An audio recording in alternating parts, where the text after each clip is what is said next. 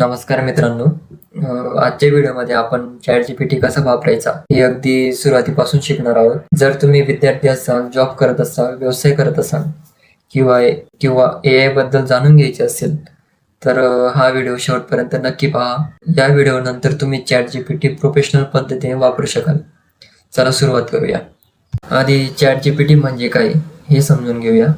ChatGPT हा एक artificial intelligence म्हणजेच AI आधारितवर एक असिस्टंट आहे.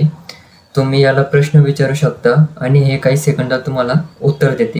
हे फक्त प्रश्नांची उत्तर देत नाही, तर हे तुमच्यासाठी रिझ्यूम तयार करणे असेल, ईमेल लिहून देणे असेल, असाइनमेंट तयार करून देणे असेल, कोडिंग करू शकते, त्याच्यानंतर ट्रान्सलेशन करू शकते वेगवेगळ्या भाषांमध्ये.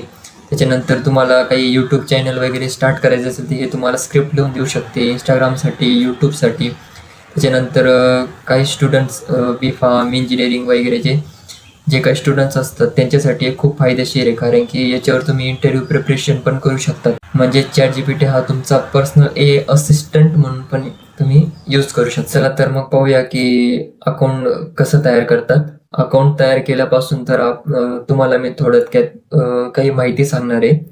त्यात रिझ्यूम बिल्डिंग वगैरे कसा, ईमेल वगैरे कसा, थोडक्यात फक्त पाहणार आहोत की शॉर्ट प्रॉम्प्ट रायटिंग वगैरे कशी असते.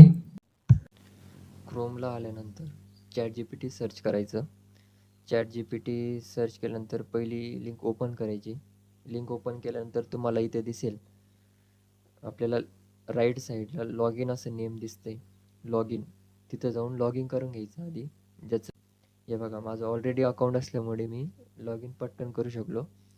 हे बघा, लेफ्ट साईडला new chat, search tabs, library, projects, apps, Codex and मोरमध्ये आपल्याला मोडच्या ऑप्शनमध्ये आपल्याला इमेज डीप रिसर्चबद्दल 2 पॉईंट भेटतात. त्याच्यानंतर तुम्ही पाहू शकता आपण जिथं न्यू चॅटवर क्लिक करतो, न्यू चॅटवर आल्यानंतर आपल्याला प्रॉम्प्ट टाकण्यासाठी एक टेक्स्ट बार दिसतो. तुम्हाला आता इंटरफेस समजलाच असेल, तर आता आपण पुढे बघूया. पुढचा आपला विषय प्रॉम्प्ट म्हणजे काय.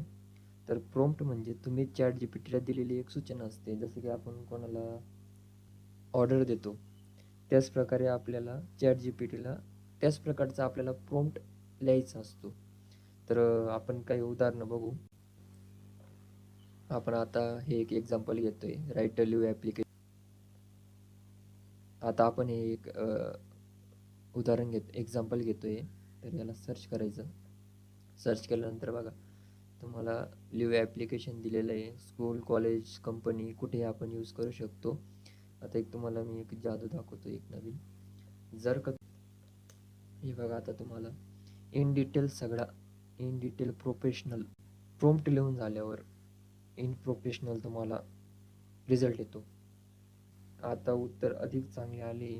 यातून एक गोष्ट लक्षात ठेवा, जितका स्पष्ट प्रॉम्प्ट लिहिणार तितके चांगले उत्तर तुम्हाला भेटणार. आता तुम्ही काही उदाहरणे पाहिली असतील. त्या उदाहरणांवरून तुम्हाला काही कळालं असेल की जसं आपण प्रॉम्प्ट देतो त्याच प्रकारे आपल्याला पण आन्सर मिळते. जसं की आपण फक्त काही शॉर्टमध्ये टाकलं तर आपलं शॉर्टच आन्सर देणार, काही प्रोफेशनल टाकलं तर प्रोफेशनल आन्सरच भेटणार. पहिलं तर तुम्ही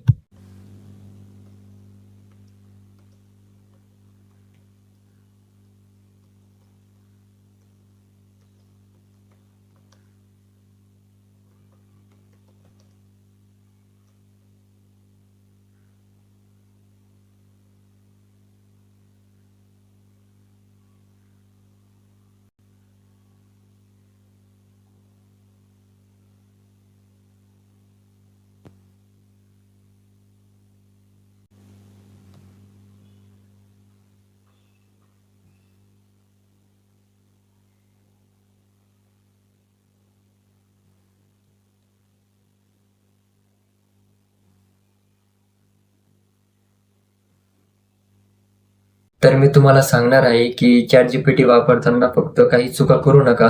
मुख्यतः 3 चुका करू नका. पहिली चूक म्हणजे फक्त 1-2 शब्द लिहू नका, कारण की त्यामुळे तुम्हाला तुमचे आन्सर पण चुकू शकते आणि तुम्हाला ती इम्प्रॉपर इन्फॉर्मेशन पण मिळू शकते. म्हणून त्याला तुम्ही नेहमी स्पष्ट सूचना द्या. दुसरी चूक म्हणजे चॅट जीपीटीने दिलेले उत्तर तपासल्याशिवाय, म्हणजे आता विद्यार्थी काय करतात की असाइनमेंट सांगितली कॉलेजने, तर असाइनमेंट शॉर्टमध्ये एकदम सर्च वगैरे करतात आणि ते विना चेक करतात, कॉपी पेस्ट करतात आणि PDF तयार करून कॉलेजला देऊन टाकतात. तसं काही करू नका. तर ते चॅट जीपीटीने दिलेले उत्तर तपासल्याशिवाय वापरू नका.